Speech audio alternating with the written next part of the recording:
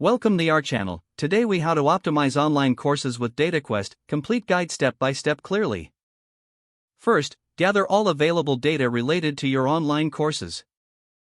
This includes student performance metrics, engagement statistics, and feedback. Next, analyze the data to identify trends and patterns.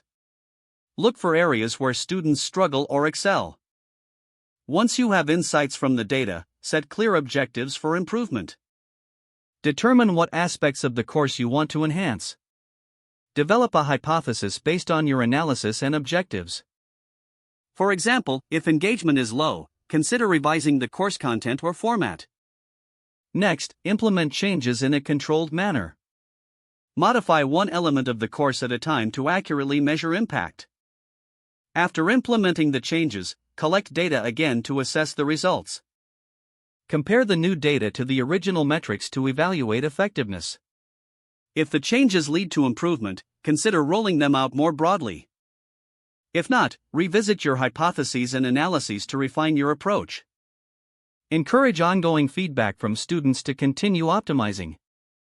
Create a regular schedule for data reviews to keep the course evolving. Finally, document the changes and their resulting impacts for future reference.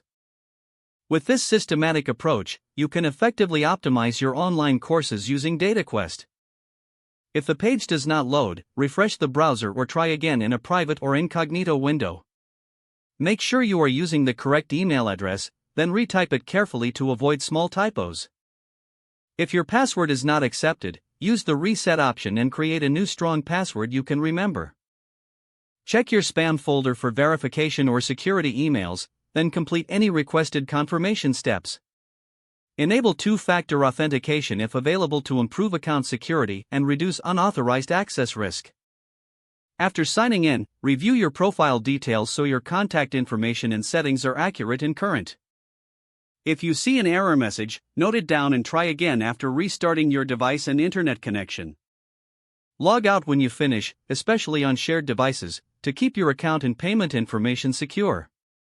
If the page does not load, refresh the browser or try again in a private or incognito window. Make sure you are using the correct email address, then retype it carefully to avoid small typos. Don't forget to like this video and subscribe to our channel for more step-by-step tech guides.